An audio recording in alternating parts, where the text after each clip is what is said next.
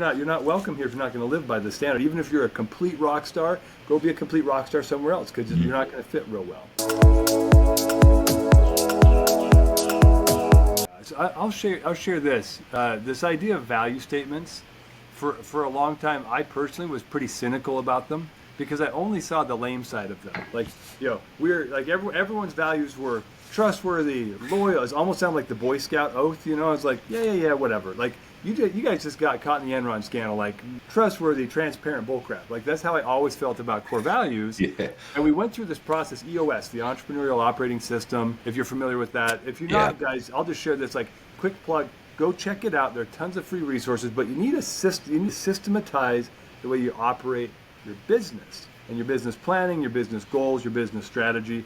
We found that we got the books, we read them, we implemented on our own. It's been good. I bet we're probably 75% implemented. So I'm sure I'll get a bunch of spam calls from implementers after this goes live, but it's okay. Like it helped us with the structure, so we approached the core values the right way, and we did it bottom up. Like we actually talked to the team and did a survey with the team and gathered up, did some word maps, and realized that there were clusters that aligned with almost everybody in the organization, which made me really happy because they also aligned with what I was trying to build with our executive team, right? That and I'll just share a couple of them with you.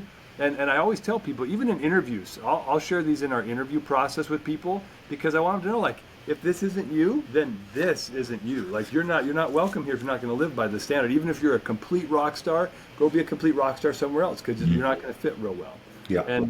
And so one of the ones is we partner with our clients. So we listen to them. I bet 50+% of our development comes from ideas and innovation and questions and needs from our clients, right? We also try to support them. Our goal is if they're growing, then we're growing. So we're trying to do whatever we need to do to help them grow. And sometimes that means I do something that has nothing to do with my day job, right? I'll introduce them to a partner. I'll bring in somebody on a call that's not in my company to help them fix a marketing problem that's upstream of them getting the leads they need to be successful with my tech platform, right? So we go above and beyond that way. Another one is we win as a team. Now that sounds cliche, but I always tell people it's not the bold statement, it's the text underneath it that matters. But we have to work together as a team. We have to work hard. That's just part of winning in a business. You see these rock star CEOs that everybody wants to be, and like, oh, he's just like cruising around the world and he's like, doing cool like Red Bull type stuff. I'm like, that's because he's retired now. Yeah.